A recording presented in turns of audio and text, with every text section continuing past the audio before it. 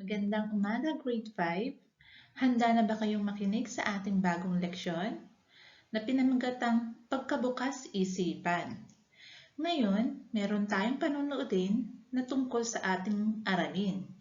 Unawain nating mabuti kung ano nga ba ang ibig sabihin ng pagkabukas isipan. Tandaan, makinig, at unawain ang ating aralin ngayon. Psst! Bata, ano ang nais mo paglaki mo? Ikaw ba ay isang batang may pangarap sa buhay? Nangangarap ka ba na maging isang matagumpay na tao balang araw? May malaking bahay at sariling sasakyan? Nakakain ang naisin at nalilibot ang iba't ibang bahagi ng mundo?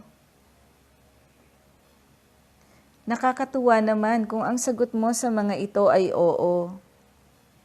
Ang ibig sabihin lang nun, bilang isang bata, ay bukas ang isip mo sa mga nais mong makamit at marating balang araw.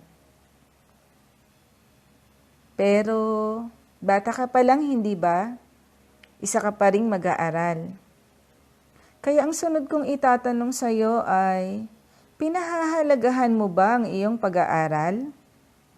Alam mo bang dahilan mo kung bakit kailangan mong pumasok sa paaralan? Halika, usap tayo. Ang edukasyon ay kailangan ng ating mga kabataan sapagkat ito ang kanilang magiging sandata sa buhay sa kanilang kinabukasan. Ang kanilang kabataan ang siyang estado kung saan nila hinahasa ang kanilang mga kaisipan at damdamin sa mga bagay na kailangan nila sa kanilang pagtanda. Ang edukasyon ay mahalaga, sapagkat ito ang nagiging daan sa isang tao upang magkaroon ng mga kaalaman tungkol sa kanyang buhay, pagkatao, at komunidad na ginagalawan.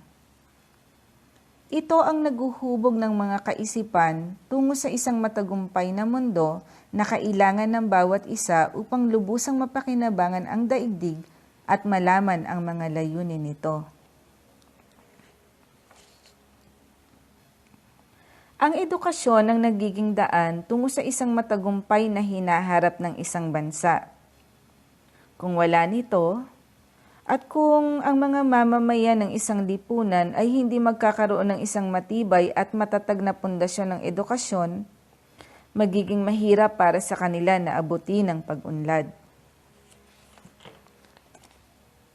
Marapat lamang na maintindihan na ang edukasyon ay siyang magdadala sa kanila sa kanilang mga inaasam na mga mithiin. Dapat ang isang tao o ang isang batang tulad mo ay may bukas na pag-iisip. Ito yung tinatawag na open-minded o open-mindedness. Ang ibig sabihin ng bukas na pag-iisip ay may kakayahan kang maintindihan ang mga bagay na nangyayari sa paligid mo. May taglay kang malawak na pangunawa upang maintindihan at matutunan ang marami pang bagay. Bilang isang mag-aaral, dapat bukas ang isip mo. Sabay-sabay nga ninyong sabihin, bukas ang isip ko, mag-aaral ako.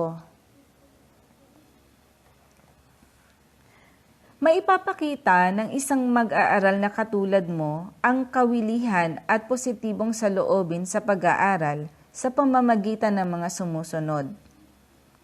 Pakikinig sa talakayan, pakikilahok sa pangkatang gawain, pakikipagtalakayan, pagtatanong, paggawa ng proyekto, paggawa ng takdang aralin, pakikiisa sa mga gawaing pampaaralan, at kusang loob na pagpasok sa paaralan.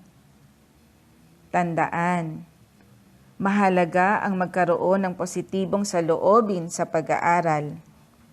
Isama mo na rin ang pagkakaroon ng bukas na isipan. Sana meron kayong natutunan sa ating aralin. Hanggang sa susunod! Okay, nagagalak ako na naintindihan ninyo ano bang ibig sabihin ng pagkabukas isipan. Salamat sa inyong pakikinig sa ating aralin. Hanggang sa muli. Paalam!